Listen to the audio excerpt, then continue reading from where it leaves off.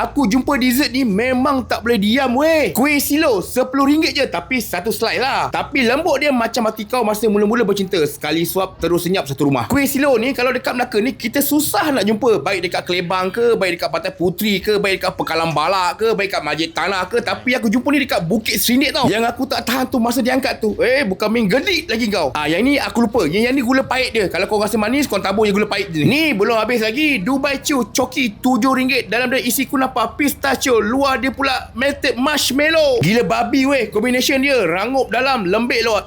Terbalik. Tapi sedap dia memang tak boleh bincang. Aku sumpah kalau kau diet, tengok ni dah fail. Murah macam ni tapi rasa dia macam dessert hotel 5 bintang weh. Ini bukan makan, ini dosa manis. Kalau tak try, memang rugi hidup sikit. Jujur aku cakap baik kau meninggal je lah. Dia menjaga dekat Bukit Serindik tau. Tu Dewan Bola Keranjang MB daripada petang sampai malam. Tapi dia menjaga belah hujung tau, dekat area Tanah Awam. Baik kau pergi sebelum aku cakap bukan-bukan lagi.